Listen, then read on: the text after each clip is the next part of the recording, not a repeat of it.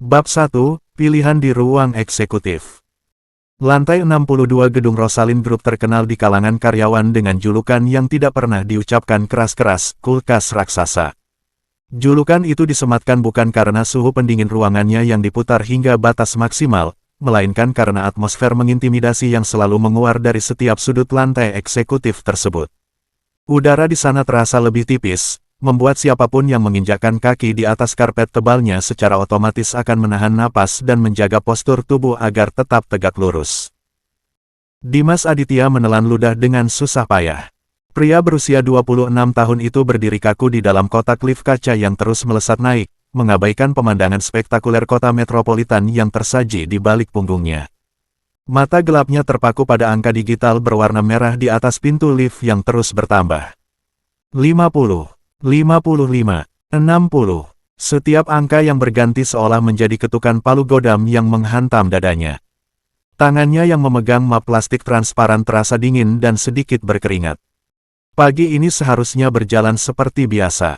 Sebagai staf senior di Divisi Perencanaan Strategis, tugas Dimas dalam rapat evaluasi kuartal hanyalah mempresentasikan data proyeksi pasar. Ia telah menyiapkan materi tersebut selama 3 malam berturut-turut, memangkas jam tidurnya, dan menyeduh entah berapa cangkir kopi instan demi memastikan tidak ada satupun angka yang meleset. Ia tahu persis bagaimana Dewan Direksi bekerja, terutama sang CEO, Fania Rosalind. Wanita itu menuntut kesempurnaan mutlak. Kesalahan kecil adalah dosa besar. Namun, bencana itu terjadi di menit keempat presentasinya. Sebuah slide yang menampilkan diagram margin laba tiba-tiba bergeser karena kesalahan sistem komputer, menampilkan angka yang tidak sinkron dengan dokumen cetak yang dipegang oleh para direktur. Hanya sebuah kesalahan teknis berdurasi 5 detik sebelum Dimas berhasil mengoreksinya dengan cepat dan tenang. Akan tetapi, di dunia Fania Rosalind, 5 detik sudah cukup untuk menentukan apakah karir seseorang akan berlanjut atau berakhir di tempat sampah. Wanita itu tidak mengatakan apa-apa selama sisa rapat. Fania hanya duduk di ujung meja oval, menatap Dimas dengan sepasang mata tajam yang sulit dibaca, memutar-mutar pena logam mahalnya dengan ritme pelan yang anehnya justru membuat bulu kuduk Dimas meremang. Dan kini, disinilah Dimas berada. 30 menit setelah rapat bubar, sebuah panggilan masuk ke telepon mejanya. Instruksi dari sekretaris eksekutif itu singkat, padat, dan mematikan, Ibu Fania menunggu Anda di ruangannya.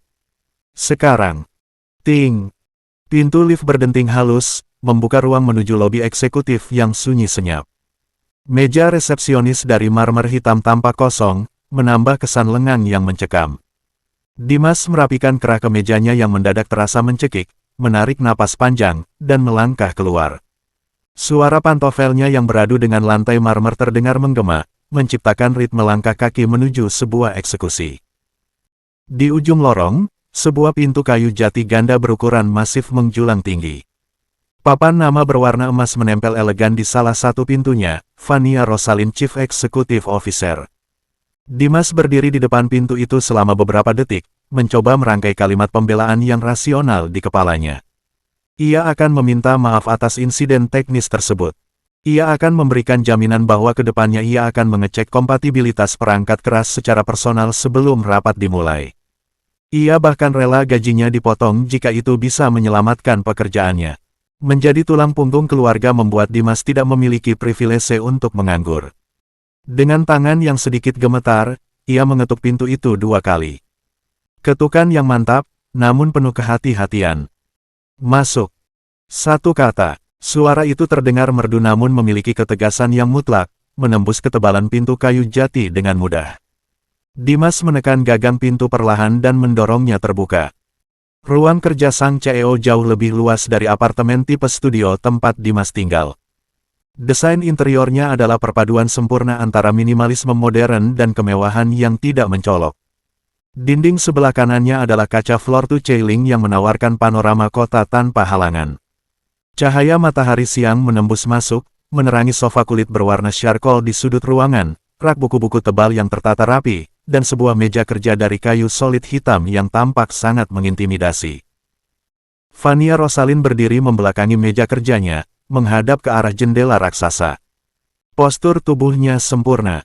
Setelan blazer navy blue berpotongan tegas melekat pas di tubuh rampingnya, dipadukan dengan celana kain senada dan sepasang sepatu hak tinggi yang membuatnya tampak semakin menjulang. Rambut panjangnya yang berwarna coklat gelap dibiarkan tergerai, jatuh dengan anggun menutupi sebagian punggungnya. Dari sudut pandang manapun, wanita berusia 28 tahun itu adalah definisi dari kata sempurna.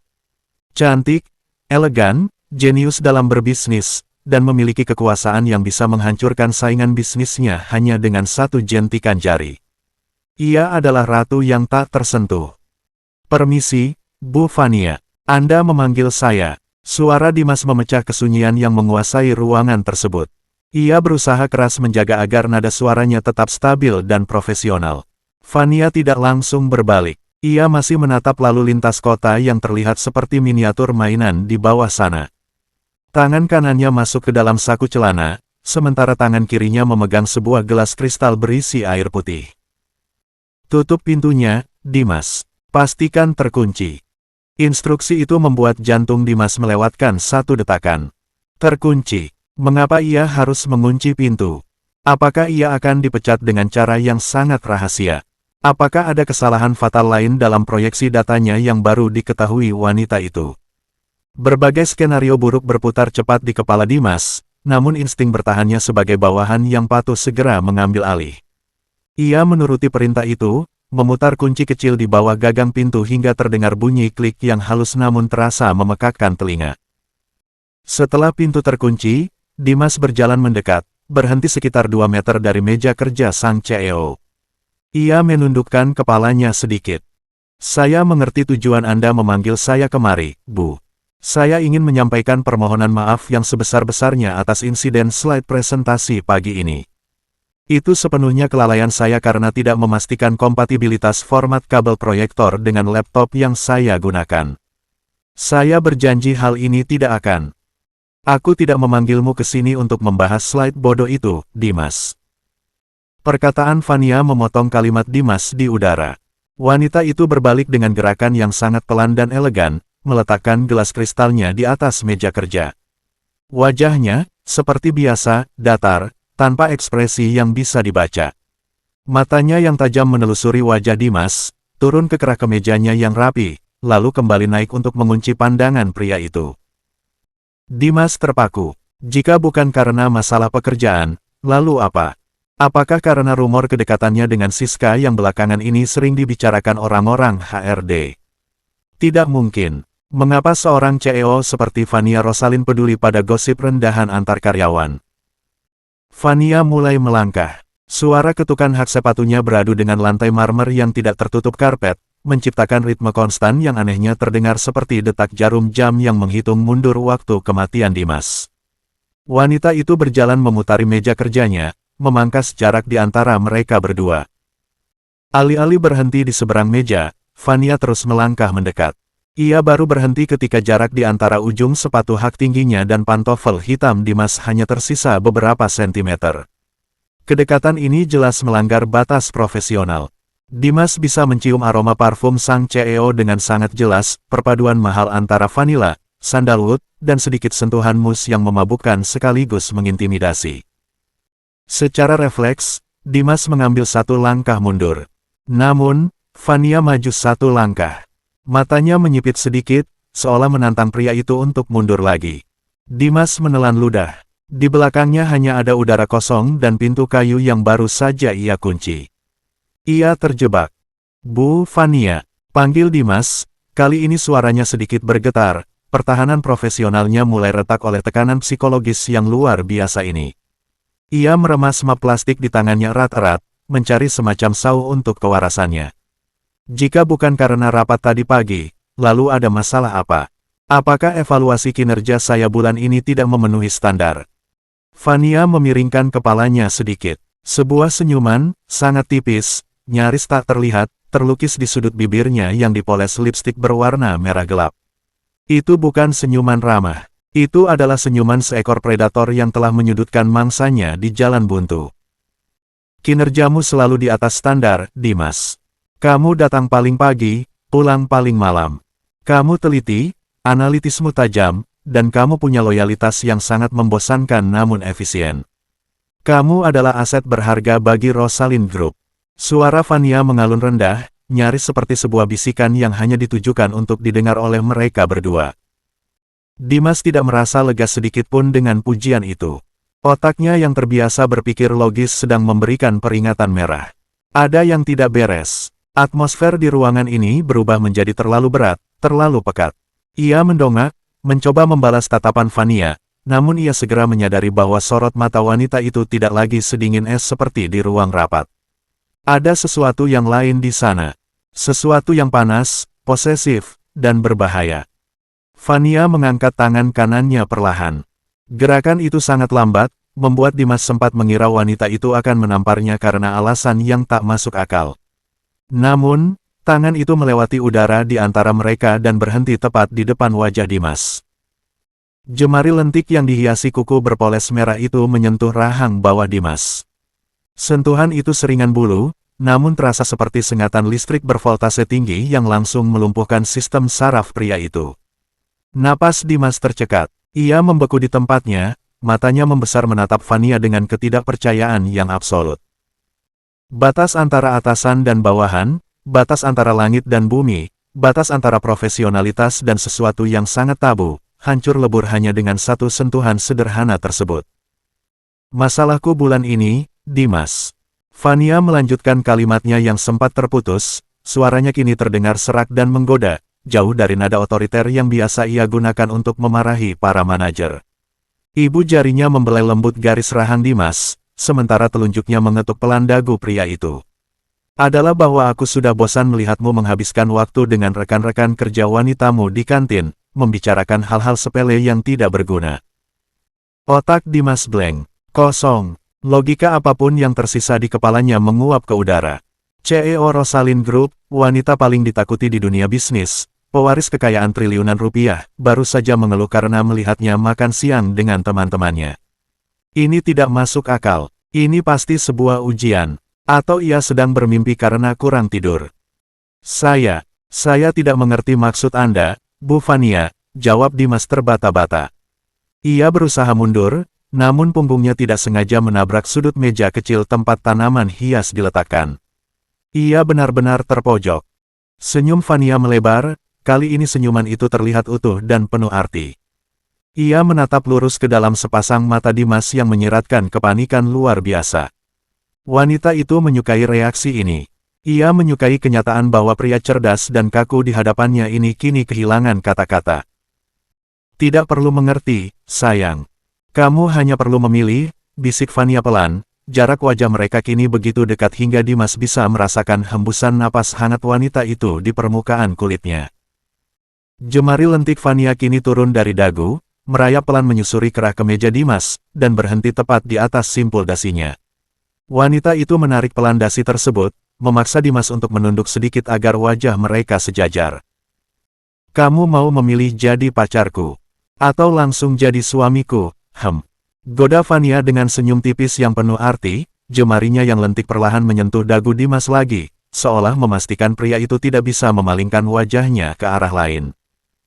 Dimas terpaku. Ia tak segera menjawab. Napasnya memburu, sementara keringat dingin mulai muncul di dahinya dan membasahi kerah kemejanya yang terpasang kaku. Tangannya yang masih memegang map plastik bergetar pelan. Sepanjang hidupnya yang lurus dan serba terencana, baru kali ini ia berada di situasi seperti ini, ditembak secara langsung, blak-blakan, dan tanpa basa-basi oleh seorang wanita yang bukan hanya jauh di atas levelnya, tetapi ternyata adalah bos tertingginya sendiri. Otaknya mencoba mencari jalan keluar. Apakah ini kamera tersembunyi? Apakah ini bagian dari taktik intimidasi baru dari Departemen HRD untuk menguji mentalitas staf senior?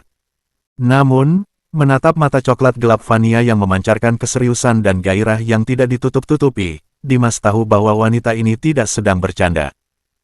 Ia terjebak dalam sangkar emas, dan sang ratu baru saja mengunci pintunya. Aku, suaranya tercekat. Pita suaranya seolah menolak untuk bekerja sama. Ia menatap bibir merah Fania yang menyunggingkan senyum kemenangan, lalu beralih menatap sekeliling ruangan eksekutif itu, mencari pertolongan yang ia tahu tidak akan pernah datang. Ia tak tahu harus berkata apa. Ia bahkan lupa cara bernapas dengan benar. Fania Rosalind hanya berdiri di sana, memegang dasinya, menunggu jawaban dengan kesabaran seorang pemburu yang tahu bahwa mangsanya tidak memiliki jalan untuk lari. Bab 2, Batas Profesionalitas. Hening yang menyelimuti ruang eksekutif itu terasa jauh lebih berat daripada tekanan udara di dasar samudra. Dimas masih bisa merasakan jemari Fania yang dingin namun membakar di dagunya, serta tarikan halus pada dasinya yang membuat jarak di antara mereka nyaris tidak ada. Di posisi semendekat ini, Dimas bisa melihat pantulan dirinya yang tampak kacau di bola mata Fania yang jernih dan tajam. "Bu, tolong, ini tidak lucu," suara Dimas akhirnya keluar, meskipun pecah dan tidak stabil. Ia berusaha memaksakan sebuah tawa kecil yang terdengar sangat hambar, berharap bahwa semua ini hanyalah bentuk humor gelap tingkat tinggi yang biasa dilakukan oleh para elit korporat untuk menguji nyali bawahan mereka. Jika ini adalah bagian dari tes kepatuhan atau integritas, saya rasa saya sudah cukup terpojok. Fania tidak tertawa. Ia bahkan tidak berkedip. Senyum tipisnya masih menetap di sana, namun sorot matanya memberikan jawaban yang jauh lebih tegas daripada kata-kata, "Aku tidak sedang bercanda." "Kamu pikir aku punya waktu luang untuk bermain lelucon picisan seperti ini, Dimas?" Fania berbisik, suaranya mengalun rendah tepat di depan bibir Dimas. "Aku baru saja membatalkan 3 rapat penting hanya untuk memastikan kamu datang ke sini tanpa gangguan. Apakah menurutmu itu sebuah lelucon?" Dimas menelan ludah. Logikanya yang biasanya berjalan cepat kini seolah mengalami stuck. Ia adalah seorang pria yang terbiasa dengan angka, statistik, dan proyeksi pasar yang pasti. Dalam dunianya, 1 ditambah 1 selalu menjadi 2. Namun, situasi di depannya ini adalah anomali yang tidak masuk dalam rumus manapun. Bagaimana mungkin seorang Fania Rosalind, wanita yang fotonya sering menghiasi sampul majalah bisnis internasional, wanita yang sanggup mengakuisisi perusahaan saingan dalam semalam, bisa menaruh minat pada seorang staf senior sepertinya? "Saya hanya seorang staf, Bu. Saya tidak memiliki apapun yang pantas untuk Anda lirik." Dimas mencoba berargumen, suaranya kini lebih rendah, hampir seperti sebuah permohonan. "Ada ribuan pria di luar sana yang jauh lebih sukses, lebih tampan, dan berasal dari kelas sosial yang sama dengan Anda. Saya hanya pria biasa yang mencoba bertahan hidup di kota ini." Fania melepaskan tautan tangannya pada dasi Dimas, namun ia tidak mundur. Ia justru menyandarkan pinggulnya pada tepian meja kerja hitamnya, menyilangkan kaki panjangnya yang dibalut celana kain mahal. Gerakannya begitu luas dan penuh percaya diri. "Pria sukses, pria tampan, aku dikelilingi oleh mereka setiap hari, Dimas," sahut Fania dingin. Ia memutar-mutar sebuah pulpen emas yang tergeletak di mejanya. "Mereka semua sama. Mereka menatapku seolah aku adalah sebuah trofi yang harus dimenangkan, atau sebuah angka aset yang harus dikuasai. Mereka bicara tentang cinta, tapi mata mereka sibuk menghitung berapa nilai saham Rosalind Group jika mereka berhasil menikahiku." Fania menjeda kalimatnya, menatap Dimas dengan intensitas yang membuat pria itu merasa seolah seluruh isi kepalanya sedang dipindai. "Tapi kamu berbeda. Kamu menatapku dengan ketakutan yang jujur. Kamu bekerja keras karena memang kamu ingin melakukannya, bukan untuk menarik perhatianku. Dan saat aku menyentuhmu tadi..." Fania kembali berdiri tegak, memangkas jarak lagi.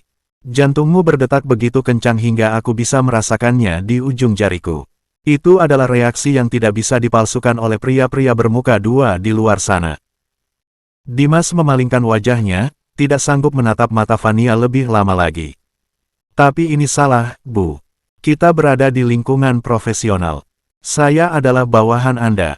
Jika ada orang lain yang tahu..."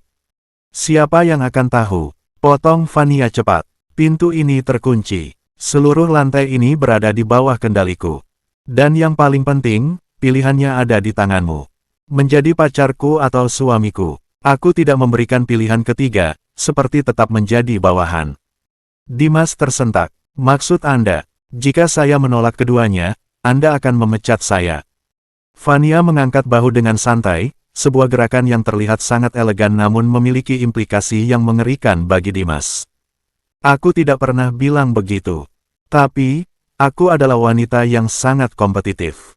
Jika aku menginginkan sesuatu dan aku tidak mendapatkannya, aku cenderung kehilangan selera terhadap lingkungan tempat sesuatu itu berada. Dan jika aku kehilangan selera pada divisi strategi, well, aku bisa saja melakukan restrukturisasi besar-besaran. Itu adalah ancaman yang dibungkus dengan kain sutra. Dimas tahu persis bahwa Fania mampu melakukannya. Satu memo darinya bisa membuat seluruh divisi strategi kehilangan pekerjaan, termasuk Siska dan rekan-rekan kerjanya yang lain. Fania tidak hanya mempertaruhkan nasib Dimas, tapi juga nasib orang-orang di sekitarnya. Ini pemerasan, desis Dimas, tangannya mengepal di samping tubuh. Fania tersenyum manis, sebuah senyuman yang kali ini terlihat hampir tulus. Bukan, ini adalah penawaran investasi jangka panjang yang sangat menguntungkan, Dimas Aditya. Kamu hanya belum menyadarinya. Fania kembali ke kursi kebesarannya, duduk dengan anggun sambil menatap Dimas yang masih berdiri kaku di tengah ruangan. Ia mengambil sebuah map merah dari laci mejanya dan melemparkannya pelan ke arah Dimas. Buka. Dimas ragu sejenak, namun akhirnya ia meraih map tersebut dan membukanya. Matanya membelalak saat membaca baris pertama dokumen di dalamnya. Surat, mutasi. Mulai besok, kamu tidak lagi berada di divisi perencanaan strategis, ujar Fania dengan nada final. Kamu resmi menjabat sebagai asisten pribadi CEO. Mejamu akan dipindahkan ke depan ruanganku ini. Kamu akan menemaniku ke setiap rapat, setiap perjalanan dinas, dan setiap acara makan malam. Tapi saya tidak punya pengalaman sebagai asisten. Protes Dimas. Latar belakang saya adalah analisis data dan strategi pasar. Dan itulah gunanya, sahut Fania tenang. Aku butuh seseorang yang bisa membaca data sekaligus bisa kupercayai untuk berada di sisiku 24 jam sehari. Selain itu, sebagai asisten pribadi, tidak akan ada yang curiga jika kita menghabiskan banyak waktu berdua di dalam ruangan tertutup. Itu akan mempermudah proses adaptasi hubungan kita.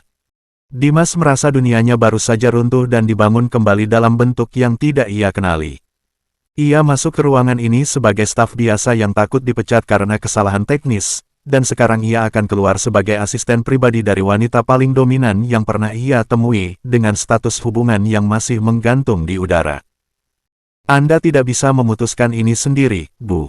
Saya butuh waktu untuk berpikir, kata Dimas, mencoba melakukan negosiasi terakhir. Fania melirik jam tangan berliannya yang melingkar cantik di pergelangan tangan kirinya. Aku memberimu waktu sampai besok pagi, pukul 8 tepat, saat kamu harus duduk di meja barumu.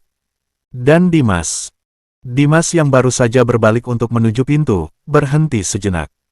Jangan berpikir untuk melarikan diri atau mengajukan surat pengunduran diri. Departemen HRD sudah kuinstruksikan untuk menahan segala jenis berkas darimu tanpa persetujuan langsung dariku. Kamu milikku, Dimas, baik di dalam kontrak kerja, maupun di luar itu. Dimas tidak menjawab. Ia segera membuka kunci pintu dan melangkah keluar dengan perasaan linglung. Udara di lobi eksekutif yang tadinya terasa tipis, kini terasa seperti mencekik paru-parunya. Ia terus berjalan menuju lift, mengabaikan tatapan bertanya-tanya dari sekretaris senior Fania yang duduk di meja depan. Begitu pintu lift tertutup dan ia hanya sendirian di dalam kotak kaca itu, Dimas menyandarkan punggungnya dan merosot hingga terduduk di lantai lift. Ia memegang kepalanya yang terasa berdenyut kencang. Gila, ini benar-benar gila, gumamnya pada diri sendiri. Pikirannya melayang pada ibunya di kampung dan adiknya yang masih kuliah. Mereka sangat bergantung pada gaji dan tunjangan yang ia dapatkan dari Rosalind Group. Jika ia melawan, ia kehilangan segalanya. Jika ia patuh, ia akan masuk ke dalam permainan berbahaya yang tidak ia ketahui aturannya.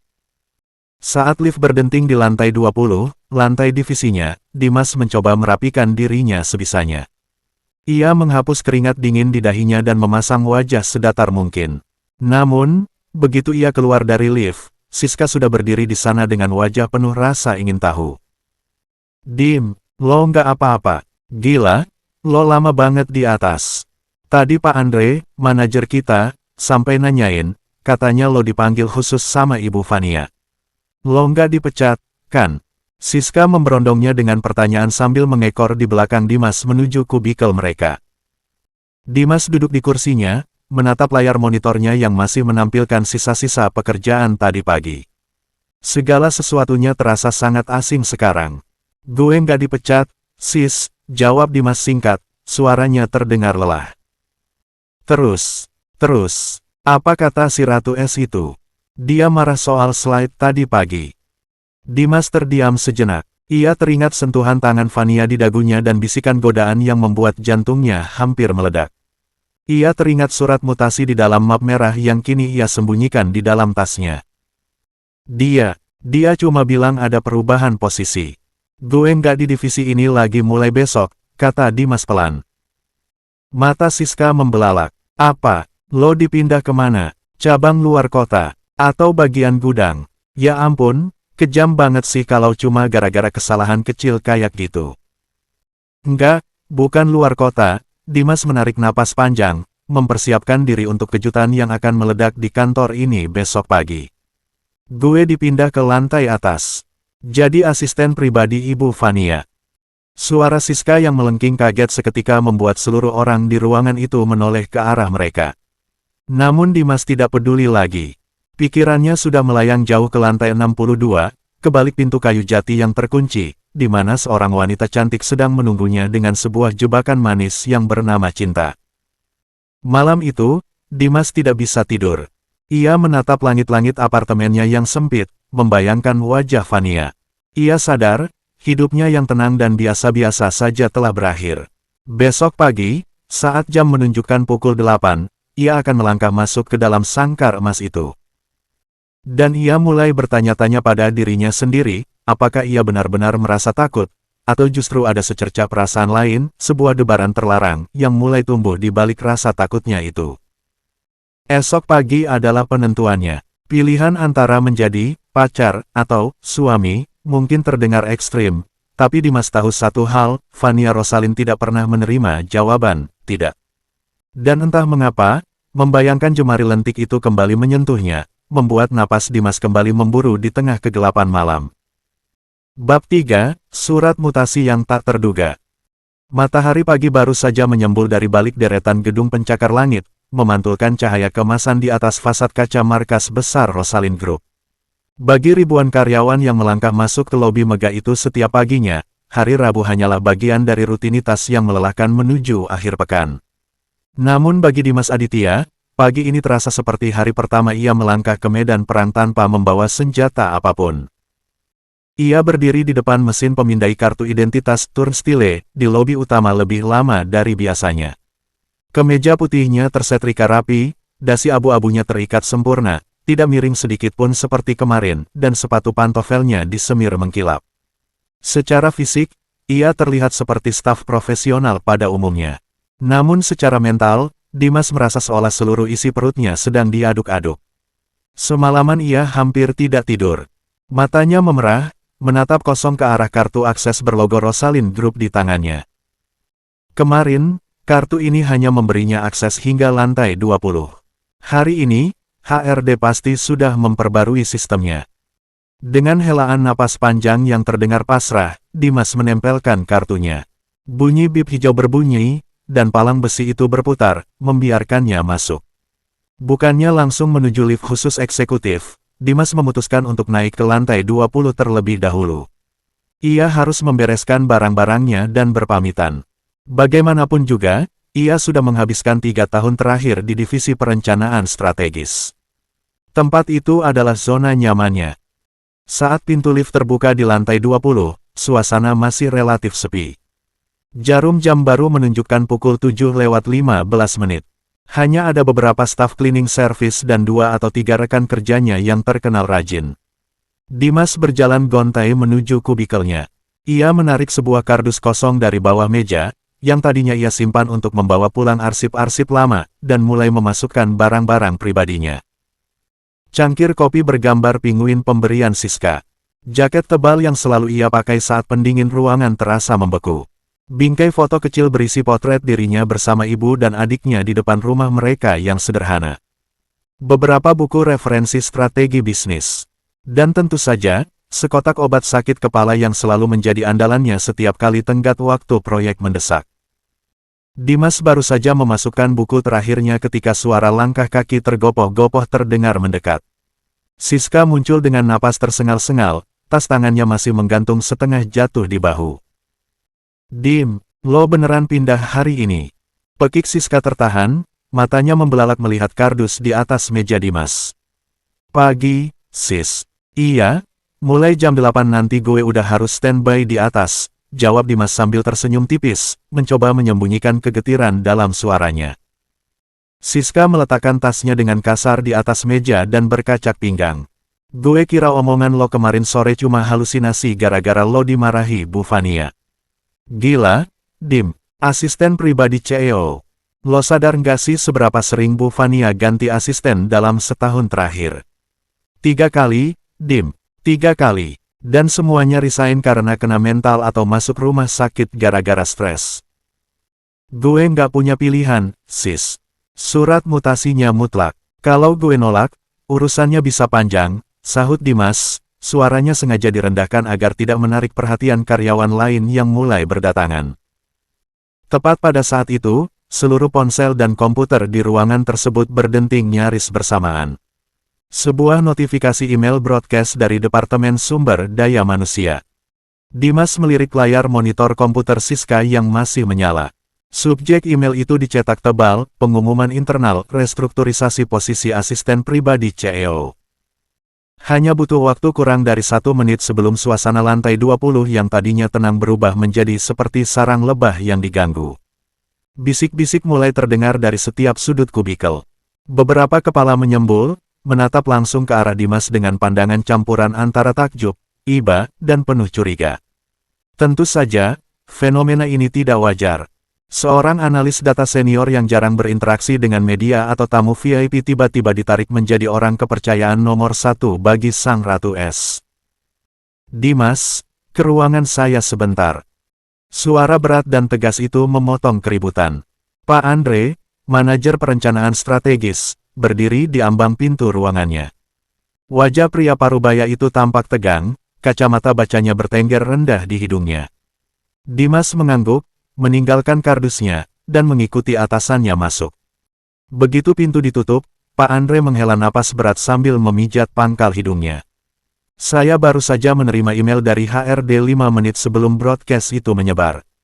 Bisa kamu jelaskan apa yang sebenarnya terjadi, Dimas? Apakah kamu diam-diam mengajukan perpindahan posisi tanpa sepengetahuan saya? Sama sekali tidak, Pak, jawab Dimas cepat, nadanya tegas. Saya sendiri baru mengetahuinya kemarin setelah rapat evaluasi. Ibu Fania memanggil saya dan langsung memberikan surat mutasi tersebut. Saya bahkan tidak diberi ruang untuk bernegosiasi. Pak Andre menatap Dimas dengan saksama, mencari kebohongan di wajah bawahannya yang paling bisa diandalkan itu. Namun, ia hanya menemukan raut kelelahan yang jujur. Ini sangat tidak masuk akal, gumam Pak Andre, lebih kepada dirinya sendiri. Kinerjamu di divisi ini sangat krusial, apalagi kita sedang bersiap untuk kampanye kuartal depan. Saya sudah mencoba menelepon Direktur HRD untuk menahan mutasimu, setidaknya sampai akhir bulan. Tapi tahu apa jawaban mereka? Dimas menelan ludah. Apa, Pak? Sistem mereka dikunci langsung dari otorisasi CEO. Fania Rosalin sendiri yang mengetik memo itu. Tidak ada yang bisa membatalkannya selain Rups atau Tuhan. Pak Andre menepuk bahu Dimas perlahan. Saya tidak tahu apa yang dilihat Bu Fania dari kamu, Dimas. Mungkin dia melihat ketelitianmu. Tapi ingat pesanku, lantai 62 bukan tempat untuk orang yang mudah goyah. Di sana politiknya kotor. Kamu harus menjaga punggungmu sendiri. Terima kasih atas bimbingan Bapak selama ini. Saya akan mengingatnya, ucap Dimas tulus. Namun, sebelum Dimas sempat keluar dari ruangan Pak Andre, pintu kaca itu tiba-tiba didorong terbuka dari luar tanpa ketukan.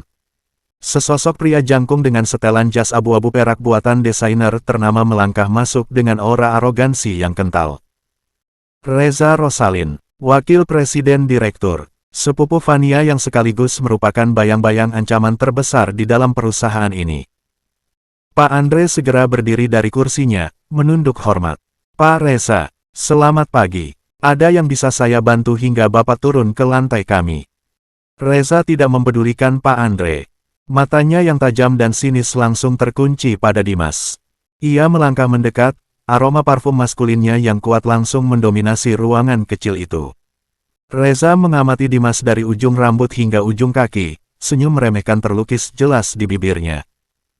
Jadi ini dia, suara Reza terdengar dingin dan tajam. Analis data jenius yang berhasil membuat sepupuku yang perfeksionis melanggar protokol rekrutmen perusahaan. Dimas menundukkan kepalanya sedikit sebagai bentuk formalitas, namun ia membalas tatapan Reza dengan tenang. Selamat pagi, Pak Reza. Pagi, balas Reza pendek. Ia berjalan mengitari Dimas pelan, persis seperti predator yang sedang menilai mangsa barunya. Aku penasaran, Dimas. Kemarin siang kamu hampir menghancurkan presentasi di depan seluruh direksi. Lalu tiba-tiba pagi ini, namamu bertengger di posisi strategis yang gajinya 3 kali lipat dari gajimu sekarang. Apa rahasianya? Apakah kamu memiliki bakat terpendam, yang tidak tertera di CV-mu? Sindiran itu sangat kasar. Dimas tahu ke arah mana arah pembicaraan ini. Reza mencurigainya memiliki hubungan gelap atau menggunakan cara kotor untuk mendapatkan posisi tersebut. Ironisnya, kecurigaan Reza setengah benar, meski Dimas sendirilah yang menjadi korban di sini. Itu murni keputusan Ibu Fania, Pak, jawab Dimas datar, berusaha menjaga suaranya agar tidak bergetar. Saya hanya menjalankan instruksi mutasi sesuai dengan kewajiban saya sebagai karyawan. Reza berhenti melangkah, berdiri tepat di depan Dimas. Jarak mereka sangat dekat. Dengar baik-baik, analis, desis Reza, suaranya sangat pelan namun berbisa. Aku tidak tahu permainan apa yang sedang dimainkan Fania dengan membawa pion rendahan sepertimu ke lantai eksekutif. Tapi jangan pernah berpikir kamu aman. Satu kesalahan kecil saja, satu celah yang bisa kugunakan, aku akan memastikan kamu tidak hanya keluar dari gedung ini, tapi juga tidak akan pernah bisa bekerja di industri manapun di negara ini. Paham? Dimas membalas tatapan intimidasi itu tanpa berkedip. Jantungnya berdegup kencang, namun harga dirinya menolak untuk terlihat ciut di hadapan pria arogan ini. Saya mengerti, Pak Reza. Jika tidak ada lagi, saya harus segera naik. Ibu Fania tidak suka menunggu, jawab Dimas, menggunakan nama Fania sebagai perisai. Otot rahang Reza menegang mendengar nama sepupunya digunakan untuk memotong pembicaraannya. Ia mendengus kasar, lalu melangkah keluar dari ruangan tanpa mengucapkan sepatah kata pun. Setelah Reza pergi, Dimas menghembuskan napas panjang yang sedari tadi ditahannya. Pak Andre hanya menggelengkan kepala, memberikan isyarat agar Dimas segera pergi sebelum keadaan menjadi lebih buruk. 10 menit kemudian, Dimas berdiri di dalam lift khusus eksekutif. Kardus berisi barang-barangnya ia dekap erat di dada. Di telinganya masih terngiang ucapan perpisahan dramatis Siska yang diselingi air mata buaya, serta tatapan tajam Reza yang mengancam karirnya.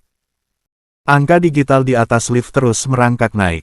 60, 61, 62. Ting! Pintu lift terbuka. Dimas melangkah keluar dan langsung disambut oleh keheningan lantai eksekutif yang elegan. Berbeda dengan lantai divisinya yang bising dan penuh kubikel, lantai ini terasa sangat lapang. Karpet tebal meredam suara langkah kakinya. Di ujung lorong, meja resepsionis marmer hitam yang kemarin terlihat kosong, kini dijaga oleh seorang wanita parubaya dengan penampilan yang sangat rapi dan profesional. Selamat pagi. Anda pasti Dimas Aditya, sapa wanita itu dengan senyum ramah namun berwibawa. Saya Rini, Kepala Sekretariat Eksekutif. Selamat datang di lantai 62. Selamat pagi, Bu Rini. Terima kasih, balas Dimas canggung. Mari saya tunjukkan meja Anda. Bu Rini melangkah keluar dari balik mejanya dan menuntun Dimas menyusuri lorong yang luas. Mereka berhenti tepat di depan pintu kayu jati ganda bertuliskan nama CEO. Tepat di sebelah kiri pintu itu, terdapat sebuah meja kerja baru yang terbuat dari kayu walnut solid yang sangat mewah. Di atasnya sudah tersedia perangkat komputer all-in-one keluaran terbaru, pesawat telepon dengan puluhan tombol ekstensi, dan sebuah plakat nama yang terbuat dari akrilik bening beralaskan emas Dimas Aditya, asisten pribadi eksekutif. Dimas menelan ludah. Meja ini terlalu bagus untuknya. Posisinya pun sangat strategis, tidak ada satu orang pun yang bisa masuk ke ruangan Fania tanpa melewati mejanya terlebih dahulu. Anda bisa meletakkan barang-barang Anda di sini, ujar Bu Rini. Bu Fania belum tiba. Beliau biasanya datang pukul 8:15. Tugas pertama Anda pagi ini adalah menyortir jadwal rapat beliau yang sudah saya kirimkan ke email Anda, dan menyiapkan kopi americano tanpa gula. Mesin kopinya ada di pantry khusus di sayap kanan. Baik, Bu. Terima kasih banyak atas panduannya. Bu Rini tersenyum penuh arti. Semoga betah, Dimas. Butuh mental baja untuk duduk di kursi itu. Wanita itu kemudian berbalik dan kembali ke mejanya di lobi depan. Dimas meletakkan kardusnya dan mulai menata barang-barangnya. Ia bahkan belum sempat menyalakan komputer ketika tiba-tiba terdengar suara langkah kaki yang sangat ia kenali dari ujung lorong. Suara ketukan stiletto yang beradu dengan lantai marmer. Konstan, percaya diri, mendominasi. Dimas segera berdiri tegak, memutar tubuhnya menghadap arah lorong. Fania Rosalind berjalan mendekat seperti seorang model yang sedang melenggang di atas catwalk. Pagi ini, ia mengenakan gaun pensil berwarna merah maron berlengan panjang yang mencetak lekuk tubuhnya dengan sempurna. Penampilannya sangat berani namun tetap memancarkan keanggunan seorang eksekutif kelas atas. Di tangannya terdapat sebuah tas tangan desainer, sementara kacamata hitam besar bertengger di wajah cantiknya. Beberapa staf sekretariat yang kebetulan lewat segera menunduk hormat, menyapa dengan suara pelan yang langsung diabaikan oleh sang CEO. Mata Fania yang tertutup kacamata hitam tertuju lurus ke depan, ke arah mejanya, atau lebih tepatnya, ke arah Dimas. Begitu Fania tiba di depan meja Dimas, wanita itu berhenti. Ia melepaskan kacamata hitamnya dengan satu gerakan luwes yang dramatis, memperlihatkan sepasang mata coklat yang menatap Dimas dengan intensitas membakar. Selamat pagi, Bu Fania, sapa Dimas kaku, menganggukkan kepalanya sedikit. Fania tidak langsung menjawab. Ia melangkah mendekat ke meja Dimas, jemarinya yang berpoles kuteks merah menyusuri tepi meja kayu walnut itu hingga berhenti tepat di depan plakat nama Dimas. Ia mengetuk plakat itu 2 kali. Aku suka melihat namamu di sini, ucap Fania, suaranya rendah dan serak, menyapu telinga Dimas sebagai beludru. Sangat pas. Terima kasih atas kepercayaannya, Bu. Saya akan berusaha bekerja sebaik mungkin sesuai dengan deskripsi pekerjaan saya. Dimas menjawab dengan kalimat paling aman yang bisa ia pikirkan, berusaha mati-matian agar suaranya tidak terdengar gemetar. Senyum miring yang identik dengan bahaya kembali menghiasi bibir Fania. Wanita itu mencondongkan tubuhnya ke depan, mendekat melintasi meja, sehingga aroma parfum vanila dan mus miliknya kembali menginvasi indera penciuman Dimas. Deskripsi pekerjaanmu belum selesai kutulis, sayang, bisik Fania pelan, memastikan hanya Dimas yang bisa mendengar panggilannya barusan. Ia melirik nakal ke arah mata Dimas yang membulat panik, lalu menegakkan tubuhnya kembali menjadi CEO yang sedingin es. Bawa jadwal rapatku dan masuk ke ruanganku. Sekarang, kita punya banyak hal penting yang harus dibahas secara tertutup, perintah Fania dengan nada otoriter, lalu mendorong pintu kayu jatinya dan melangkah masuk, meninggalkan aroma parfum dan jantung Dimas yang berdetak gila-gilaan di luar. Dimas menarik napas dalam-dalam, mengambil tablet berisi jadwal rapat, dan memejamkan mata sejenak. Ia sadar, ini bukanlah akhir dari karirnya. Ini adalah awal dari sebuah permainan bertahan hidup yang paling berbahaya, di mana sang pemangsa sudah siap menelannya bulat-bulat di balik pintu kayu yang menganga itu. Dengan tangan yang masih sedikit berkeringat, Dimas melangkah menyusul atasannya, masuk ke dalam sangkar singa. Bab 4, hari pertama menjadi asisten pribadi. Ruang kerja eksekutif itu terasa seperti dimensi yang berbeda. Begitu pintu kayu jati ganda tertutup rapat di belakang Dimas, suara bising dari luar, meskipun hanya samar-samar, seketika terputus total. Kedap suara, privasi absolut. Di tempat inilah, miliaran rupiah dipertaruhkan setiap harinya, dan nasib ribuan karyawan Rosalind Group ditentukan. Namun bagi Dimas pagi ini, bahaya terbesar di ruangan ini bukanlah fluktuasi saham, melainkan sosok wanita bergaun merah maron yang kini sedang menunggunya. Fania tidak duduk di kursi kebesarannya di balik meja kerja. Alih-alih, ia bersandar santai di tepi meja bagian depan, menyilangkan kakinya dengan elegan. Ia meletakkan tas tangannya ke samping, melipat kedua tangannya di depan dada, dan menatap Dimas yang masih berdiri kaku di dekat pintu. Kunci pintunya, Dimas, perintah Fania. Nadanya tenang, namun memiliki ketegasan yang tak terbantahkan. Dimas menelan ludah. Ibu Fania, saya rasa itu tidak perlu. Sesuai jadwal, 10 menit lagi Anda ada briefing pagi dengan Kepala Divisi Keuangan. Jika Bu Rini tiba-tiba masuk untuk mengantarkan berkas. Rini sudah bekerja denganku selama 5 tahun. Dia tahu lebih baik daripada membuka pintu ruanganku tanpa mengetuk dan menunggu izin dariku. Kunci pintunya. Sekarang. Fania mengulangi, kali ini dengan penekanan pada setiap kata. Merasa tidak memiliki ruang untuk membantah, Dimas memutar kunci kecil di bawah gagang pintu. Bunyi klik pelan itu kembali menggemakan sensasi keterkurungan di dadanya. Ia memutar tubuhnya kembali menghadap sang CEO, mencengkeram tablet di tangannya seolah benda pipih itu adalah tameng. Baik, Bu Fania, ujar Dimas, mengambil sikap profesional sekuat tenaga. Ia melangkah maju hingga berjarak 1,5 meter dari meja Fania, membuka kunci layar tabletnya. Jadwal Anda hari ini cukup padat. Pukul 9 briefing dengan Divisi Keuangan, pukul 11.30 loan meeting dengan investor dari Singapura di restoran Le Quartier, lalu. Berhenti membacakan jadwal yang sudah kuhafal di luar kepala, sayang. Aku yang menyusunnya bersama Rini kemarin sore, potong Fania santai. Panggilan sayang, itu meluncur begitu mulus dan alami dari bibir Fania, membuat Dimas seketika kehilangan kata-kata. Pria itu mendongak, menatap Fania dengan mata sedikit melebar. Keringat dingin mulai merembes di kerah kemejanya.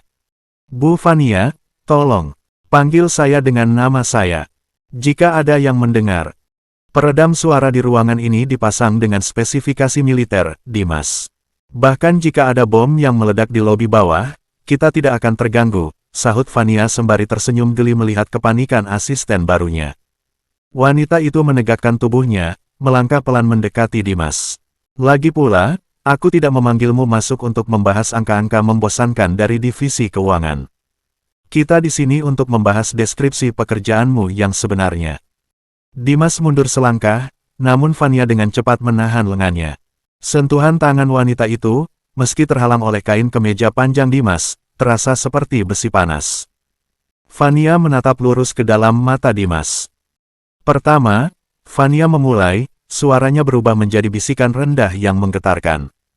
Di luar ruangan ini, di lobi, di ruang rapat, dan di depan karyawan lain, aku adalah atasanmu dan kamu adalah asisten pribadiku. Kamu harus memanggilku Ibu Fania. Kamu harus menjaga jarak profesional. Aku tidak akan mentolerir kesalahan sekecil apapun dalam pekerjaanmu. Kamu harus sama cerdasnya, atau bahkan lebih, dibandingkan saat kamu di divisi strategi. Dimas mengangguk kaku, sedikit lega mendengarnya. Setidaknya, wanita ini masih memegang akal sehatnya untuk urusan bisnis. Saya mengerti. Profesionalitas adalah prioritas. Tapi, Fania menjeda, jemarinya perlahan meluncur turun dari lengan Dimas, menyusuri punggung tangannya, hingga akhirnya ujung jarinya membelai pelan buku-buku jari Dimas yang mencengkeram tablet. Di dalam ruangan ini, jika pintunya sudah tertutup rapat, aturannya berubah. Napas Dimas tertahan. B berubah bagaimana maksud Anda? Di dalam sini, kamu bukan lagi sekadar asistenku. Fania berjinjit sedikit, mencondongkan wajahnya hingga hidung mereka nyaris bersentuhan. Aroma vanila dan mus yang memabukkan itu kembali merenggut kewarasan Dimas. Di dalam sini, kamu adalah milikku. Kamu harus membiasakan diri dengan sentuhanku. Kamu tidak diizinkan mundur setiap kali aku mendekat. Dan aku sangat menyarankan agar kamu berhenti memanggilku ibu, jika kita sedang berdua, kecuali kamu sengaja ingin membuatku merasa tergoda. Mata Dimas membulat sempurna. Ia mundur selangkah dengan cepat, melepaskan diri dari sentuhan Fania, napasnya memburu. Tablet di tangannya nyaris terjatuh ke lantai. Fania, maksud saya, Bu Fania, ini gila. Desis Dimas, setengah berbisik karena syok. Saya belum menyetujui apapun. Kemarin saya bilang saya butuh waktu, dan tiba-tiba hari ini saya ditarik ke sini. Aku tidak suka menunggu, Dimas. Aku pengusaha. Jika aku melihat peluang investasi yang menguntungkan, aku akan langsung mengakuisisinya sebelum kompetitor lain menyadarinya. Fania tersenyum penuh kemenangan. Anggap saja masa transisi ini sebagai masa percobaan. Aku tidak memaksamu untuk langsung mencintaiku hari ini. Tapi aku memaksamu untuk berada di dekatku, melihatku, dan menyadari bahwa tidak ada wanita lain yang bisa memperlakukanmu sebaik diriku. Dimas mengusap wajahnya dengan tangan bebasnya, merasa frustrasi yang amat sangat. Ia berhadapan dengan tembok marmer yang tidak bisa dihancurkan. Berargumen dengan Fania Rosalind adalah hal yang sia-sia, wanita ini sudah memikirkan 10 langkah ke depan, mengunci setiap jalan keluar yang mungkin diambil oleh Dimas. Lalu apa? Dimas akhirnya bertanya, suaranya syarat akan kepasrahan. Apa yang harus saya lakukan sekarang? Berdiri di sini dan membiarkan Anda menjadikan saya mainan baru Anda. Raut wajah Fania berubah. Senyum godaannya memudar, digantikan oleh sorot mata yang tiba-tiba melembut, sesuatu yang sangat langka terlihat di wajah sang Ratu Es. Ia melangkah maju lagi, tapi kali ini gerakannya tidak seagresif sebelumnya. Kamu bukan mainanku, Dimas. Jangan pernah merendahkan dirimu sendiri seperti itu, ucap Fania serius. Suaranya sangat tulus hingga membuat dada Dimas berdesir aneh. Dari sekian banyak pria berjas mahal di gedung ini, kamu satu-satunya yang berani menatapku tanpa niat manipulatif. Aku hanya lelah menjadi Fania Rosalind si CEO berhati besi setiap saat. Aku ingin seseorang yang bisa kuandalkan, bukan hanya untuk menyusun jadwal, tapi untuk sekadar mendengarkanku tanpa menghakimiku. Keheningan mengambil alih ruangan itu selama beberapa detik. Dimas terpaku. Sisi rapuh yang baru saja ditunjukkan Fania, meskipun hanya sedetik, berhasil menggoyahkan pertahanannya lebih hebat daripada godaan fisik manapun. Di balik gaun merah mewahnya, di balik otoritas absolut yang ia miliki, Fania rupanya hanyalah seorang wanita kesepian yang berdiri di puncak menara gading. Dimas menghela napas panjang, merapikan letak dasinya yang mendadak terasa mencekik, dan memaksakan sebuah senyum profesional yang tipis. Kopi, ucap Dimas tiba-tiba. Fania mengerutkan keningnya, bingung dengan perubahan topik yang mendadak. Kopi. Bu Rini bilang, tugas pertama saya pagi ini adalah menyiapkan secangkir americano tanpa gula untuk Anda. Jelas Dimas, kembali menatap tabletnya. Dan mengingat sebentar lagi Kepala Divisi Keuangan akan datang dengan laporan neraca bulanan yang menurut analisis saya akan sedikit berantakan bulan ini. Anda sangat membutuhkan kafein itu, Bu Fania. Senyum Fania kembali merekah. Kali ini, senyum itu lebar dan mempesona, membuat kecantikannya semakin menyilaukan. Ia menyukai respons ini. Dimas tidak lari, ia menanggapi situasi ini dengan rasionalitas dan dedikasi pada pekerjaannya. Kamu benar, aku butuh kopi. Pantry pribadinya ada di ruangan sebelah kiri, di balik pintu tanpa gagang itu. Dorong saja panel kayunya. Fania menunjuk ke arah salah satu sisi dinding yang tampak menyatu dengan panel kayu ruangan. Dimas mengangguk, berjalan menuju arah yang ditunjuk. Begitu ia mendorong panel tersebut, ia mendapati sebuah pantry berukuran sedang yang sangat mewah. Terdapat sebuah mesin espresso canggih berbahan logam mengkilap, deretan toples kaca berisi biji kopi pilihan dari berbagai belahan dunia, sebuah kulkas mini 2 pintu, dan meja konter dari granit hitam. Dimas meletakkan tabletnya di konter dan mulai mengoperasikan mesin tersebut. Ia memang bukan barista, tapi saat lembur di divisi strategi, ia sering menjadi korban yang ditugaskan meracik kopi dari mesin otomatis di longe karyawan. Mesin mewah ini sepertinya tidak jauh berbeda. Ia mengambil biji kopi Arabica dari salah satu toples, memasukkannya ke dalam grinder, dan menekan tombol. Suara gilingan kopi memecah kesunyian. Aroma harum kopi segar seketika menguar, memenuhi ruangan sempit itu. Dimas baru saja mengambil cangkir keramik hitam dari rak atas ketika ia merasakan kehadiran seseorang tepat di belakangnya. Sangat dekat. Ia bisa merasakan panas tubuh orang itu di punggungnya. Sebelum Dimas sempat berbalik, sepasang lengan yang ramping melingkar di pinggangnya dari belakang. Dimas menahan napas. Jantungnya berpacu gila-gilaan hingga rasanya ingin melompat keluar dari tulang rusuknya. Fania menyandarkan sisi wajahnya di punggung lebar Dimas, memeluk pria itu dengan santai seolah mereka adalah sepasang kekasih yang sedang menikmati pagi yang tenang di apartemen mereka, bukan di lantai eksekutif sebuah perusahaan raksasa. Bu Fania, panggil Dimas terbata, tangannya yang memegang cangkir melayang kaku di udara. Biarkan saja seperti ini sebentar, Dimas. Hanya 1 menit, gumam Fania pelan, suaranya sedikit teredam karena wajahnya menempel pada kemeja Dimas. Tadi pagi Reza sengaja menungguku di basement hanya untuk memamerkan bahwa dia berhasil menggaet 1 klien besar di luar pengetahuanku. Kepalaku sangat pusing menghadapi ambisi kotor sepupuku itu. Mendengar nama Reza, Dimas teringat kembali pada ancaman pria arogan itu pagi tadi di lantai 20.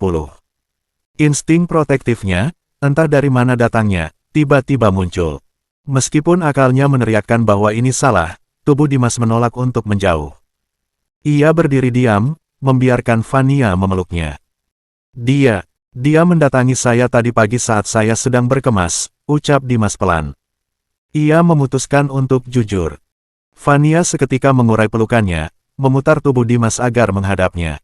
Mata coklat wanita itu menajam, aura hangatnya menguap digantikan oleh kemarahan sedingin es. Reza menemuimu. Di lantai 20. Apa yang dia katakan padamu? Nada suara Fania meninggi, memperlihatkan kekhawatiran dan amarah yang bercampur aduk. Hanya ancaman standar, Dimas menelan ludah, sedikit terkejut dengan reaksi ekstrim bosnya. Dia curiga ada sesuatu di balik mutasi saya yang mendadak. Dia memperingatkan saya bahwa jika saya membuat satu kesalahan saja, dia akan menghancurkan karir saya. Rahang Fania mengeras. Ia melangkah mundur, menyandarkan punggungnya pada konter granit di seberang Dimas. Tangannya mengepal kuat. Dia sudah melewati batas. Beraninya dia mengintimidasi orangku di perusahaanku sendiri. Fania mendesis tajam. Ia kemudian menatap Dimas dengan sorot mata yang penuh janji absolut. Dengarkan aku baik-baik, Dimas. Selama kamu berada di bawah perlindunganku, selama kamu memakai atribut asisten pribadi CEO, Reza tidak akan bisa menyentuh sehelai rambutmu pun. Kalau dia berani melakukannya, aku akan memotong tangannya di depan seluruh dewan direksi. Cara Fania mengucapkan ancaman itu membuat Dimas merinding. Ini bukanlah bualan kosong. Wanita ini memiliki kekuasaan dan kekejaman yang cukup untuk mewujudkannya. Saya bisa menjaga diri saya sendiri, Bu, jawab Dimas tenang. Ia berbalik untuk menuangkan shot espresso ke dalam cangkir dan menambahkan air panas. Saya sudah terbiasa dengan tekanan pekerjaan. Saya tidak akan memberinya celah sekecil apapun untuk menyerang Anda melalui saya. Fania terdiam menatap punggung tegap pria itu. Jawaban Dimas, ketenangannya, penolakannya untuk terlihat lemah, dan dedikasinya, membuat rasa kagum di dada Fania semakin membengkak. Ia tidak salah memilih. Pria ini bukan pria lemah yang akan berlindung di balik roknya, pria ini adalah karang yang akan berdiri kokoh menghadapi badai bersamanya. Dimas membalikkan badan, menyodorkan secangkir americano hitam pekat yang masih mengepulkan asap. Kopi Anda, Bu Fania. Pahit, tanpa gula, persis seperti yang Anda instruksikan. Fania menerima cangkir itu dengan senyum kecil. Jari mereka bersentuhan sesaat, dan Fania sengaja mengusapkan ibu jarinya di punggung tangan Dimas sebelum menarik cangkirnya. Terima kasih. Fania menghirup aroma kopi itu, lalu menyesapnya sedikit. Sempurna. Kring, kring, kring. Suara dering telepon darat yang melengking dari meja kerja Fania di ruangan utama memecah momen mereka. Fania menghela napas, meletakkan cangkirnya di konter pantry, dan merapikan kembali kerah blazernya. Dalam hitungan detik, raut wajahnya yang santai berubah drastis menjadi topeng tanpa ekspresi milik seorang CEO. Transisi itu begitu cepat hingga membuat Dimas takjub. Waktu istirahat habis, ucap Fania dingin. Ia melangkah keluar dari pantry, namun berhenti di ambang pintu dan menoleh ke belakang, menatap Dimas. Bawa tabletmu dan temani aku menerima telepon ini. Ini dari London. Setelah itu, persiapkan ruang rapat kecil. Panggil kepala divisi keuangan masuk tepat pukul 9. Tidak boleh kurang atau lebih 1 menit pun. Baik, Bu Fania, jawab Dimas sigap. Dimas mengambil tabletnya dan mengikuti Fania ke ruangan utama. Fania menekan tombol speaker pada teleponnya dan mulai berbicara dalam bahasa Inggris dengan aksen British yang sempurna, mendiskusikan masalah fluktuasi mata uang dan dampaknya terhadap bahan baku impor perusahaan. Argumen yang Fania lontarkan sangat tajam, berbasis data yang akurat, dan tanpa celah. Sambil berdiri di samping meja, Dimas mencatat setiap poin penting di tabletnya. Sembari mencatat, ia sesekali mencuri pandang ke arah wanita yang sedang duduk tegak di kursi kebesarannya itu. 30 menit yang lalu, wanita ini menggodanya hingga ia nyaris kehilangan akal. 10 menit yang lalu, wanita ini memeluknya dari belakang dengan kerapuhan yang menyayat hati. Dan sekarang, Wanita ini sedang menguliti argumen manajer luar negeri dengan kejam dan presisi tinggi bak seorang pembunuh bayaran intelektual. Dimas Aditya menyadari satu hal yang sangat fatal pada pagi hari pertamanya sebagai asisten pribadi. Ia menyadari bahwa ia tidak hanya terintimidasi oleh Fania Rosalind. Ia mulai mengaguminya. Dan di dunia yang dikendalikan oleh Sang Ratu Es ini, kekaguman adalah langkah pertama menuju kehancuran. Atau sebuah cinta yang tidak bisa ditarik kembali. Bab 5, Aturan Main Fania Rosalind. Tepat pukul 9.00, pintu ruang rapat kecil yang menyambung dengan ruangan eksekutif CEO terbuka. Pak Haris, kepala divisi keuangan yang usianya nyaris menyentuh kepala 5, melangkah masuk dengan setumpuk map tebal di pelukannya. Keringat sebesar biji jagung mengilap di pelipisnya, kontras dengan suhu pendingin ruangan yang disetel pada 12 derajat Celcius. Dimas Aditya duduk di kursi sebelah kiri meja oval, tabletnya menyala, siap mencatat. Di ujung meja yang bertindak sebagai pusat gravitasi ruangan tersebut, Fania Rosalind duduk bersandar dengan punggung tegak sempurna. Cangkir Americano yang tadi dibuatkan Dimas tinggal setengah. Matanya menatap tajam bak elang yang siap menukik ke arah mangsanya. Duduk, Pak Haris, perintah Fania datar, tanpa repot-repot mengucapkan selamat pagi. Waktu saya hanya 20 menit. Jelaskan mengapa ada anomali pada margin operasional di kuartal kedua, padahal anggaran pemasaran sudah kita pangkas 15%. Pak Haris menelan ludah kasar. Ia membuka mapnya dengan tangan yang sedikit gemetar. Begini, Ibu Fania. Pemangkasan anggaran pemasaran memang terjadi, namun ada lonjakan harga bahan baku untuk sektor manufaktur kita yang. Bahan baku. Potong Fania cepat. Alisnya terangkat sebelah. Bahan baku diimpor dengan kontrak forward yang sudah dikunci harganya 6 bulan lalu. Lonjakan harga pasar saat ini seharusnya tidak memengaruhi neraca kita sampai kuartal keempat. Fania mengulurkan tangannya tanpa menoleh, sebuah gestur otomatis yang menuntut sesuatu. Selama 2 detik, Dimas sempat kebingungan. Namun, insting analisis datanya segera mengambil alih. Ia ingat membaca sekilas ringkasan laporan keuangan yang dikirimkan ke email asisten pagi tadi. Fania membutuhkan data kontrak forward. Dengan gerakan cekatan yang efisien, Dimas membuka file yang tepat di tabletnya, memperbesar tabel nilai lindung nilai hedging, dan menggeser tablet itu tepat ke bawah telapak tangan Fania. Fania melirik layar tablet itu sekilas. Senyum asimetris yang mematikan muncul di bibirnya. Ia bahkan tidak perlu melihat Dimas untuk mengetahui bahwa asisten barunya ini memahami isi kepalanya. Lihat ini, Pak Haris. Fania mengetuk layar tablet dengan ujung kuku merahnya. Nilai kontrak kita di bulan Januari. Harga terkunci. Jadi, jangan gunakan alasan makroekonomi untuk menutupi inefisiensi di divisi manufaktur. Saya ingin laporan audit internal untuk pabrik di Cikarang di meja saya besok pagi. Dan jika saya menemukan ada kebocoran dana operasional. Fania memajukan tubuhnya, menatap lurus ke mata pria paruh baya itu. Petik 2 titik. Anda tahu pintu mana yang harus Anda lewati untuk keluar dari gedung ini, bukan? Baik, Bu Fania. Saya mengerti. Besok pagi laporannya sudah siap, jawab Pak Haris terbata-bata, buru-buru memasukkan kembali dokumennya ke dalam map. Rapat selesai. Anda boleh keluar, pungkas Fania dingin. Pak Haris nyaris setengah berlari meninggalkan ruangan itu. Begitu pintu tertutup kembali, kesunyian yang tegang perlahan mencair. Fania menyandarkan tubuhnya kembali ke kursi, memejamkan mata, dan memijat pangkal hidungnya. Topeng CEO yang kejam itu kembali memudar, menyisakan kelelahan seorang wanita yang harus memikul beban ribuan karyawan. Dimas menarik kembali tabletnya. Ia tidak bisa menyembunyikan rasa takjubnya. Analisis yang sangat brilian, Bu Fania. Anda mengunci argumennya bahkan sebelum dia sempat memutarbalikkan fakta.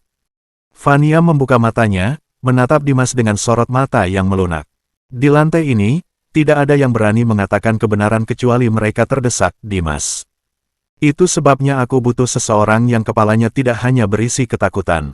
Gesturmu tadi, memberikan data yang tepat sebelum aku memintanya, itu luar biasa. Asistenku yang sebelumnya akan panik mencari-cari dokumen cetak dan membuatku menunggu. Itu hanya kebetulan saya mengingat letak filenya, Dimas merendah, meskipun di dalam hatinya ada letupan kebanggaan kecil. Diakui kompetensinya oleh Fania Rosalind adalah sebuah pencapaian langka. Jangan merendah. Aku tidak suka pria yang meragukan kemampuannya sendiri, ucap Fania. Ia bangkit dari kursinya, berjalan mendekati kursi Dimas.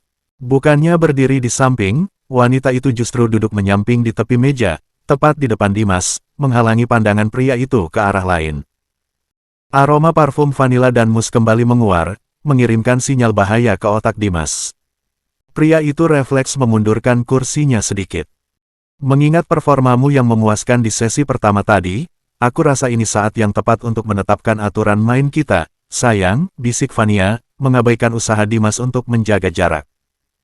Dimas menghela napas panjang. Aturan main. Saya rasa deskripsi pekerjaan asisten eksekutif sudah cukup jelas di buku panduan HRD. Itu untuk asisten normal. Kamu bukan asisten normal. Kamu adalah investasiku. Fania menyilangkan kakinya, ujung sepatu hak tingginya nyaris menyentuh celana kain Dimas. Aturan pertama, jadwalku adalah jadwalmu. Jika aku lembur sampai tengah malam, kamu lembur. Jika aku harus terbang ke luar negeri di hari libur, kamu ikut. Waktumu sekarang berputar di sekitarku. Saya sudah terbiasa lembur di divisi strategi. Itu tidak masalah, jawab Dimas diplomatis. Bagus. Fania mengangguk pelan. Aturan kedua, jangan pernah, dalam situasi apapun, menundukkan kepalamu saat berhadapan dengan Reza Rosalind. Kamu adalah orangku. Saat kamu menunduk padanya, kamu sama saja merendahkan posisiku. Jika dia mengintimidasimu, tatap matanya, dan gunakan namaku sebagai tameng. Biar aku yang menghancurkannya nanti. Kata-kata itu diucapkan dengan nada protektif yang begitu kuat hingga Dimas merasa dadanya berdesir. Belum pernah ada atasan yang secara terang-terangan melindunginya seperti ini. Di dunia korporat yang kejam, bawahan biasanya adalah pion yang pertama kali dikorbankan. Saya mengerti, Bu. Aturan ketiga. Fania mencondongkan tubuhnya, menopang dagu dengan sebelah tangan. Matanya menatap bibir Dimas sejenak sebelum kembali menatap matanya. Mulai hari ini, jam makan siangmu adalah milikku. Tidak ada lagi makan di kantin. Tidak ada lagi obrolan santai di pantry lantai 20. Kamu makan dimanapun aku makan. Dimas mengerutkan kening. Aturan ketiga ini jelas melewati batas profesional. Bu Fania, itu tidak masuk akal. Saya butuh waktu bersosialisasi dengan rekan-rekan saya. Jika saya terus-terusan menempel pada Anda di luar jam kerja, rumor akan menyebar. Orang-orang akan mulai membicarakan kita. Biarkan mereka bicara. Apa ruginya buatmu? Fania menantang, ujung kukunya kini mengetuk pelan tepi meja. Ruginya adalah harga diri saya. Dimas membalas, suaranya sedikit meninggi. Ia lupa bahwa ia sedang berbicara dengan atasannya. Mereka akan berpikir saya mendapatkan posisi ini bukan karena otak saya, tapi karena saya menjual diri pada bos besar. Saya tidak ingin menjadi parasit yang berlindung di balik kekuasaan Anda.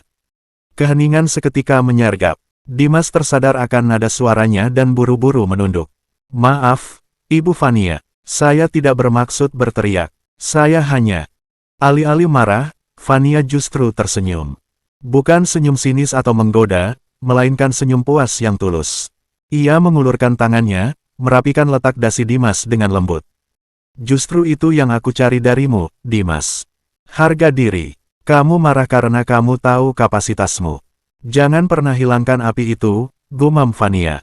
Tangannya berpindah dari dasi ke bahu Dimas, meremasnya pelan. Aku berjanji, aku tidak akan membiarkan siapapun menginjak harga dirimu. Tapi kamu juga harus mengerti, aku tidak suka berbagi apa yang sudah menjadi milikku. Terutama waktumu.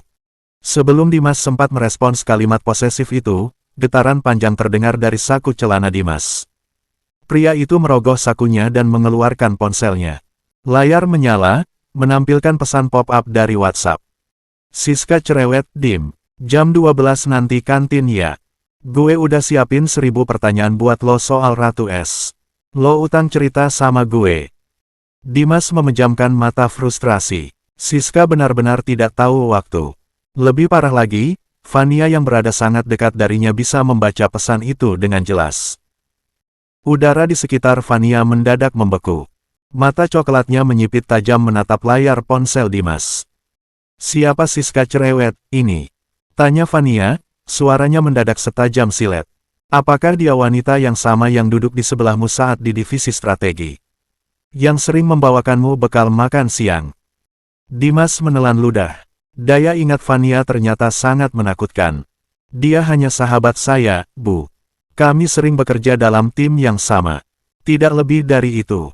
Fania mendengus pelan. Ia merebut ponsel itu dari tangan Dimas dengan gerakan kilat. "Bu Fania, apa yang Anda lakukan? Itu privasi saya," protes Dimas, mencoba meraih ponselnya kembali. Namun Fania dengan gesit berdiri dan menjauhkan benda itu. Dengan jari yang menari cepat di atas layar, Fania mengetik balasan singkat dan menekan tombol kirim, lalu melemparkan ponsel itu kembali ke pangkuan Dimas. Dimas buru-buru membaca balasan yang dikirimkan Fania dari nomornya. "Dimas Aditya, maaf, mulai sekarang jam makan siang saya dihabiskan untuk melayani kebutuhan Ibu Fania. Jangan hubungi saya saat jam kerja." "Fania," Dimas berseru kaget, sama sekali melupakan embel-embel ibu. "Kenapa Anda mengetik pesan arogan seperti itu? Dia teman saya." "Karena aku tidak suka bahasanya yang memanggilku Ratu S, dan aku tidak suka wanita lain menuntut waktumu," sahut Fania santai, sama sekali tidak merasa bersalah. Ia berjalan menuju meja utamanya, mengambil tas tangan desainer miliknya. "Dan aturan keempat, Dimas, jangan membantah saat aku sedang cemburu. Itu akan membuat segalanya jauh lebih rumit." Dimas mematung. Cemburu. Ratu bisnis ini secara belak-belakan mengaku cemburu pada staf biasa seperti Siska. Logika Dimas benar-benar dibuat jungkir balik hari ini. "Bersiaplah. Kita berangkat sekarang," perintah Fania, memasang kembali kacamata hitam besarnya. "Berangkat kemana?" Jadwal Lun meeting dengan investor Singapura di Le Quartier baru dimulai pukul 11:30. Sekarang baru pukul 10:30, Dimas mengecek tabletnya dengan bingung. "Kita akan mampir ke butik di Senayan," jawab Fania seraya berjalan menuju pintu. "Kemeja yang kamu pakai sekarang terlalu murah untuk mendampingiku makan siang dengan Mer. Lee, kamu membawa nama Rosalind Group sekarang, sayang. Penampilanmu harus mencerminkan kekuasaanku. Saya tidak punya anggaran untuk membeli baju desainer bulan ini, Bu." Dimas setengah berlari mengikuti langkah cepat Fania keluar ruangan. Fania berhenti mendadak di koridor, membuat Dimas nyaris menabrak punggungnya. Wanita itu menoleh sedikit ke belakang, tersenyum dari balik kacamata hitamnya. "Siapa yang bilang kamu yang membayar? Kamu adalah asistenku, Dimas. Anggap saja ini fasilitas kantor." 1 jam kemudian, Dimas Aditya melangkah keluar dari mobil Mercedes Maybach hitam milik Fania di pelataran restoran mewah Le Quartier, Jakarta Selatan. Pria itu tampak sangat berbeda. Kemeja putihnya yang biasa telah digantikan oleh kemeja silk blend berwarna navy gelap buatan Italia yang harganya setara dengan 2 bulan gajinya. Dibalut dengan jas charcoal grey yang potongannya memeluk bahu lebarnya dengan sempurna. Rambutnya pun telah ditata ulang oleh stylist di butik tadi. Saat Dimas mengulurkan tangan untuk membuka pintu mobil Fania dan membiarkan atasannya itu keluar, beberapa pasang mata pengunjung restoran langsung menoleh ke arah mereka. Mereka terlihat seperti pasangan elit yang mendominasi karpet merah, bukan sekadar atasan dan bawahan. Dimas merasa tidak nyaman dengan pakaian semahal ini, namun ia tidak bisa memungkiri bahwa ia merasa jauh lebih percaya diri. Restoran bergaya Prancis itu memancarkan aura eksklusivitas. Maitre D' segera menyambut Fania dan mengantarkan mereka ke ruang privat VVIP di bagian belakang. Di sana, seorang pria Asia berusia akhir 40-an dengan setelan jas rapi telah menunggu. "Ah, Miss Rosalind. A pleasure to finally meet you in person," sapa Mer. Lee, sang investor dari Singapura, berdiri dan mengulurkan tangannya dengan senyum lebar. Matanya dengan cepat menyapu penampilan Fania dari atas ke bawah, sebuah pandangan menilai yang membuat rahang Dimas diam-diam mengeras. "Mer, Lee, terima kasih sudah menyempatkan waktu," Fania membalas jabatan tangannya secara profesional. "Perkenalkan, ini Dimas Aditya, asisten eksekutif saya yang akan mendampingi diskusi kita hari ini." Mer, Lee melirik Dimas sekilas, mengangguk meremehkan. Asisten, tentu saja. Mari kita duduk. Makan siang dimulai dengan obrolan ringan dan hidangan pembuka berupa escargot dan truffle soup. Dimas duduk di sebelah kiri Vania, bertugas menuangkan anggur dan memastikan dokumen investasi siap kapanpun dibutuhkan. Ia menjaga sikap invisible-nya, mengamati dinamika pembicaraan. Memasuki hidangan utama, suasana mulai memanas. Lee meletakkan alat makannya dan mencondongkan tubuhnya ke depan. Miss Rosalind, saya telah membaca proposal ekspansi dermaga logistik Anda di Batam. Idenya menarik, namun, saya mendapat selentingan kabar burung. Bahwa ada faksi di dalam Rosalind Group yang tidak setuju dengan kepemimpinan Anda. Saudara sepupu Anda, Reza Rosalind, secara diam-diam menghubungi tim saya 2 minggu lalu, menawarkan skema yang lebih aman. Lee tersenyum penuh arti. Sebagai investor, saya butuh jaminan stabilitas. Mengapa saya harus menanamkan modal 500 miliar pada CEO yang posisinya sedang digoyang dari dalam? Suasana di ruangan privat itu mendadak mendingin. Vania menghentikan gerakan pisaunya di atas daging steak. Wajah cantiknya tidak menunjukkan riak emosi, namun Dimas tahu wanita itu sedang menahan murka karena manuver kotor Reza. Sebelum Vania sempat membuka mulut untuk merespons, Dimas yang sejak tadi diam tiba-tiba meletakkan serbetnya di atas meja dengan tenang. Mohon maaf menyela, Lee, suara bariton Dimas memecah ketegangan, tenang namun dipenuhi otoritas intelektual. Lee menoleh dengan kening berkerut, jelas tidak suka asisten rendahan menyela pembicaraannya. Saya sedang berbicara dengan CEO Anda, anak muda. Saya menyadari itu, Sir, sahut Dimas sopan namun tanpa keraguan. Ia menggeser tabletnya ke tengah meja, memutar layarnya agar menghadap Lee. Namun, mengenai stabilitas yang Anda pertanyakan. Jika tim Anda benar-benar menganalisis data, Anda akan melihat bahwa skema aman, yang ditawarkan oleh Bapak Reza Rosalind adalah skema pemotongan biaya maintenance jangka panjang.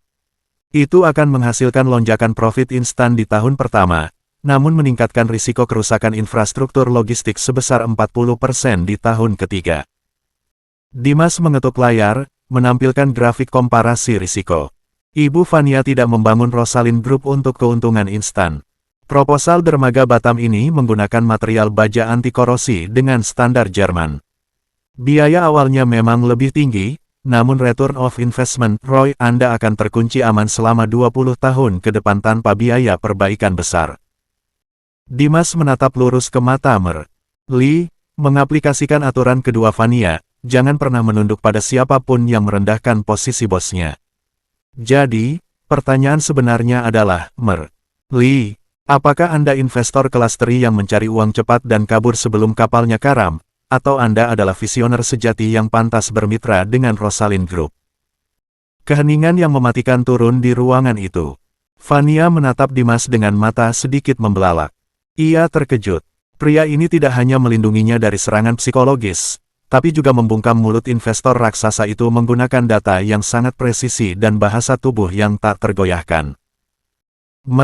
Lee terdiam selama beberapa detik, menatap grafik di layar, lalu menatap Dimas. Tiba-tiba, pria parubaya itu tertawa terbahak-bahak. Luar biasa, hahaha, luar biasa tajam. Lee bertepuk tangan pelan. Ia menoleh ke arah Vania dengan tatapan yang kini penuh respek.